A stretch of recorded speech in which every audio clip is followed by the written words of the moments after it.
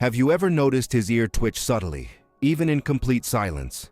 That's not by chance.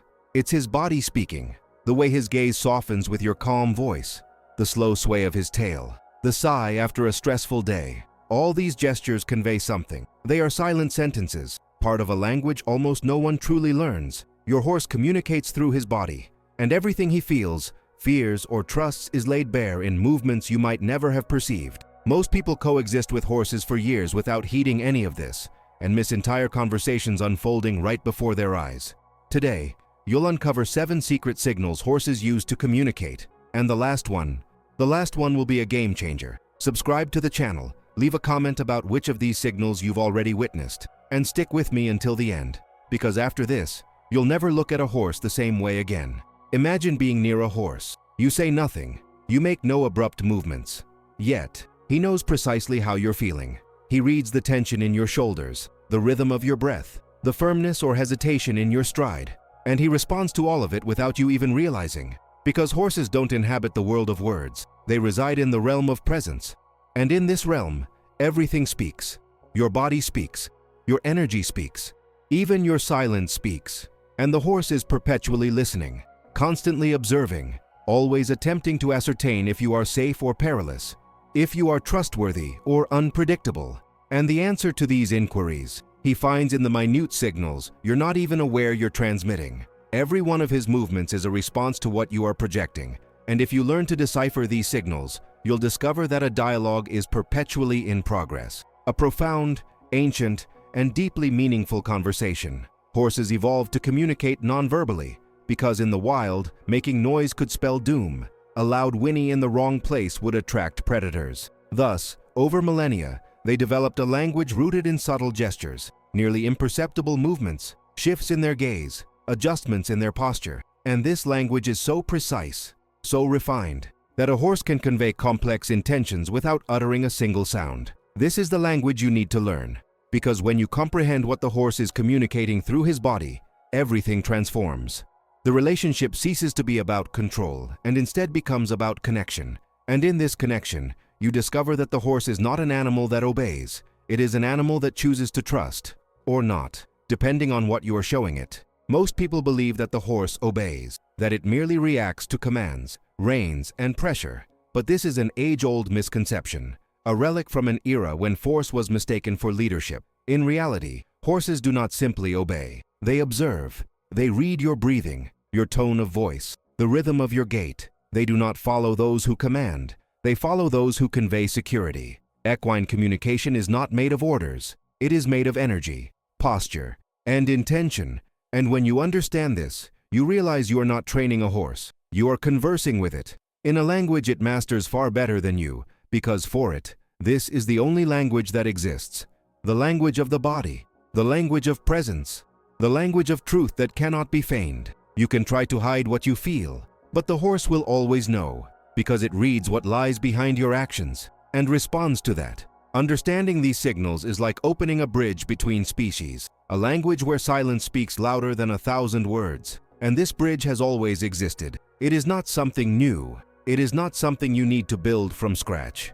It is already there, waiting for you to cross it. But to cross it, you need to stop talking. You need to stop trying to control and start listening. Listening with your eyes, listening with your body, listening with mindfulness in the present moment. Because it is there, in that space of silence and observation, that real communication happens. And when it happens, you feel it. You know something has changed, that the relationship is no longer the same, that there is now trust where before there was only obedience.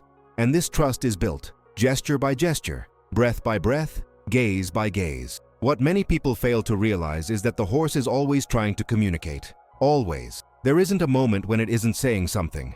The question is whether you are paying attention, whether you are tuned to its frequency. Because the language of horses is not loud. It is not obvious. It is subtle, delicate, and easily overlooked by those who are hurried, distracted, or solely focused on making the animal do what they want. But when you slow down, when you allow yourself to observe without judgment, without haste, without an agenda, you begin to see. And what you see is fascinating. You see a living being constantly trying to communicate with you, attempting to convey how they feel, attempting to show you whether they trust you or not. And all of this through signals that have always been present. You simply weren't looking. Today, you will learn 7 of these signals, 7 ways horses communicate without words, and each one will help you better understand what is transpiring in the mind and heart of the animal beside you. It isn't magic, it isn't telepathy, it is biology, it is evolution. It is how these animals were shaped over millions of years to survive in a world where silent communication was the difference between living and dying. And this ability has not vanished. It remains in every horse you encounter, waiting for you to learn its language. And when you learn it, everything changes. The way you approach, the way you touch, the way you train, because you are no longer forcing, you are conversing. And this conversation is the genesis of something far greater. It is the inception of true partnership between human and horse. For eons, horses roamed vast plains, where silence was paramount for survival. A loud noise could betray the herd to a predator.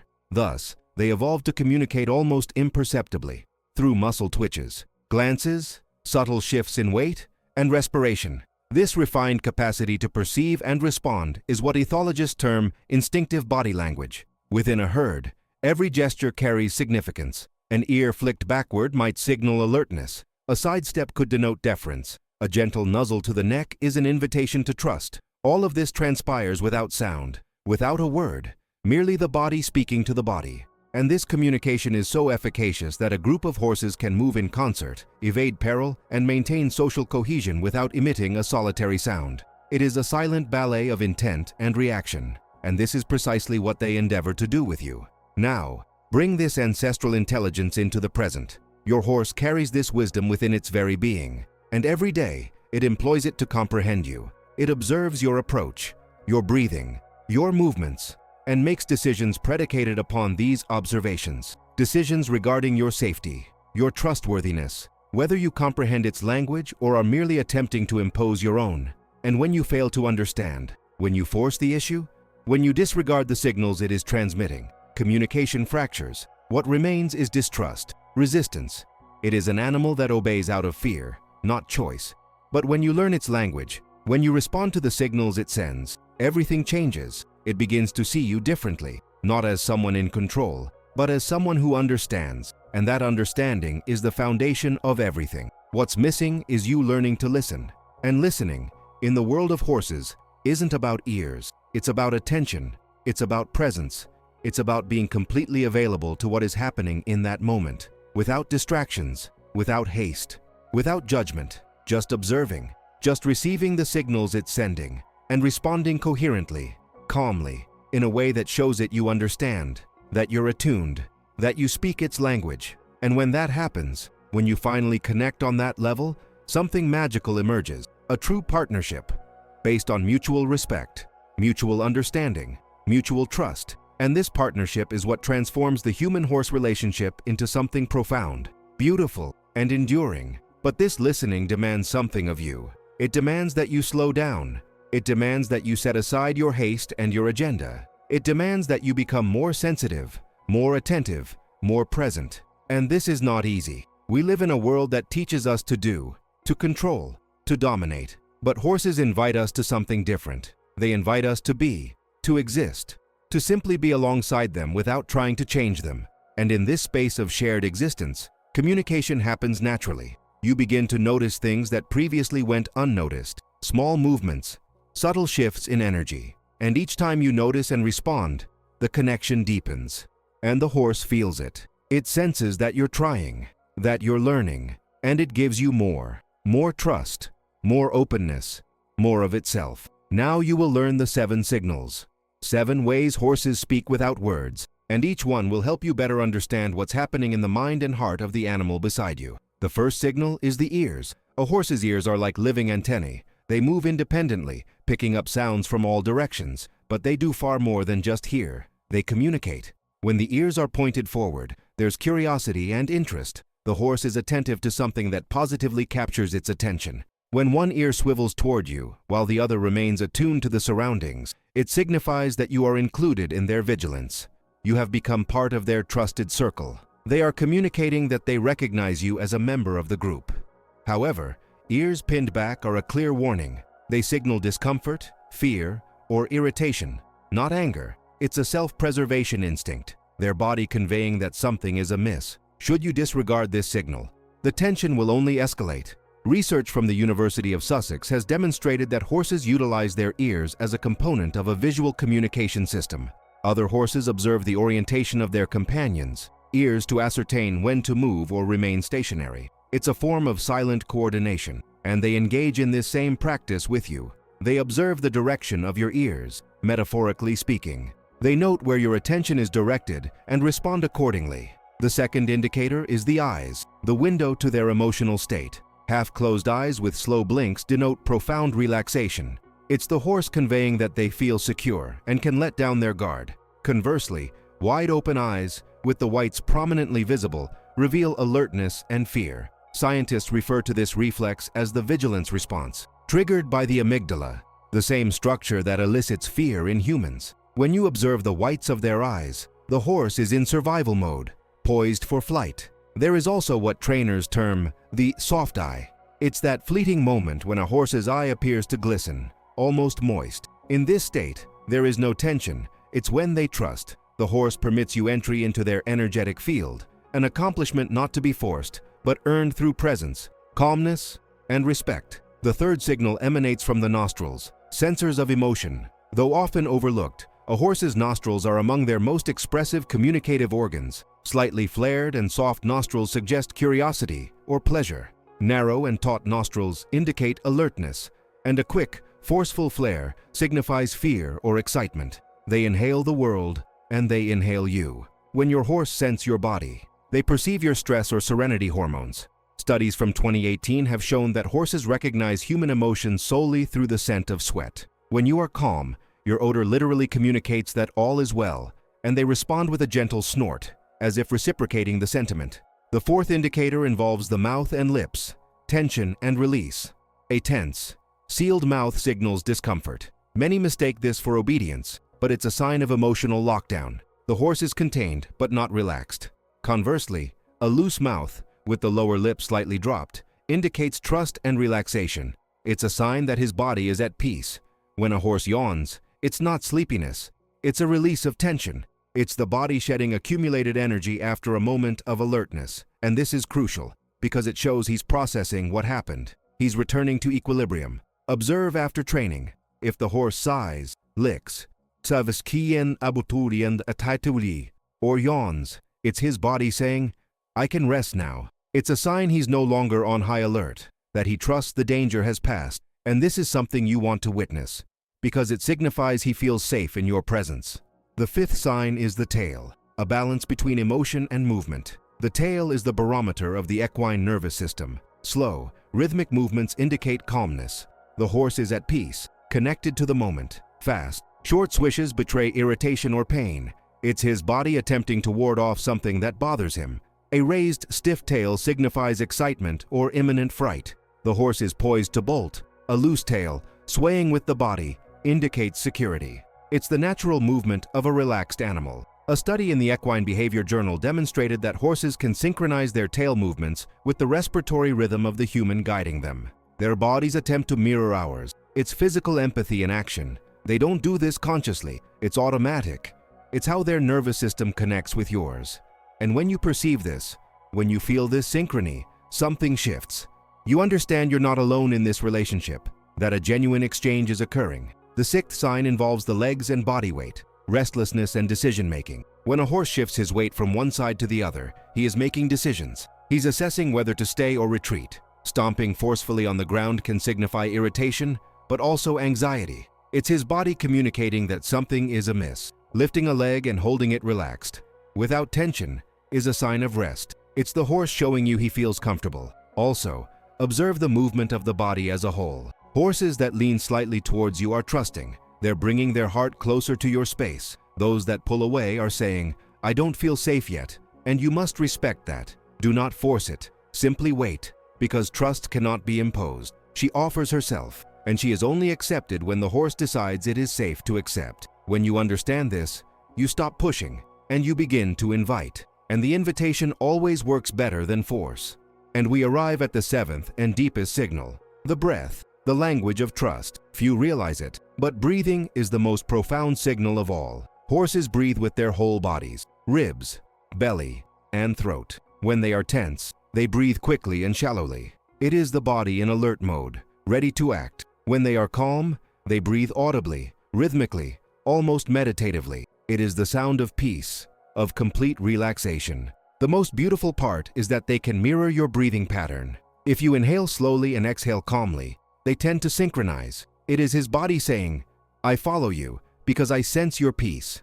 And this is powerful because it shows that you have control over the emotional dynamic between you. Not control over the horse, but control over yourself. And when you control yourself, when you calm yourself, the horse calms down with you because he trusts what your body is telling him. And what your body is telling him is that everything is okay, and he believes it. The real problem is that, often, the human talks too loudly, not with words, but with tension, with haste, with ego. The horse lives in the present, we, in our minds.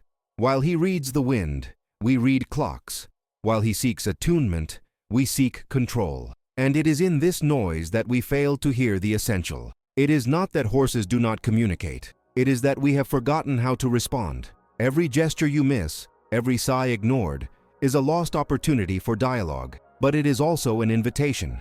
The horse is always willing to try again. He does not hold grudges. He does not harbor resentment. Every encounter is a new opportunity. And this is a gift, because it means you can always start over. You can always try again. You can always build something better than what you had before. You just need to be present. You just need to listen. You just need to respond to the signals he is sending. And here is the great truth that many people do not want to accept. When the horse does not respond, when he resists, when he pulls away, the problem is almost never his. It is ours. It is the way we are approaching, the energy we are bringing, the haste we are imposing. The horse is merely responding to what he receives. He is a mirror. And if what you see in him does not please you, perhaps it is time to look at what you are offering. It is not blame. It is responsibility. And there's a vast difference between the two. Guilt paralyzes, responsibility liberates.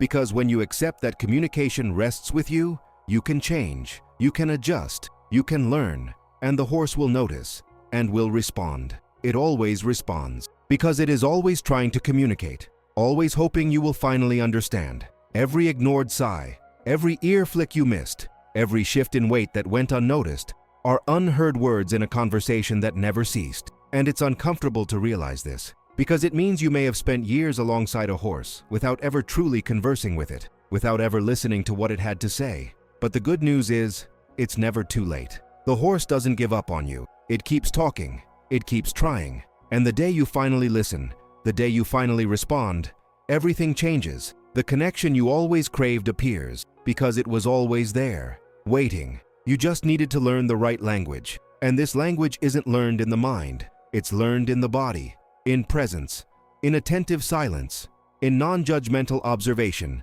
That's where the magic happens. Recent research in equine behavior shows that horses don't just react, they mirror. Your emotions are reflected in them with almost biological precision. Scientists call this cross-species emotional contagion. It's the same phenomenon observed between human mothers and infants.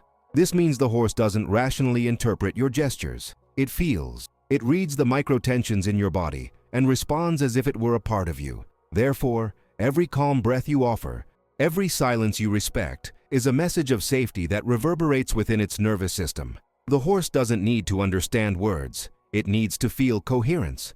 When what you think, feel, and do are aligned, it trusts.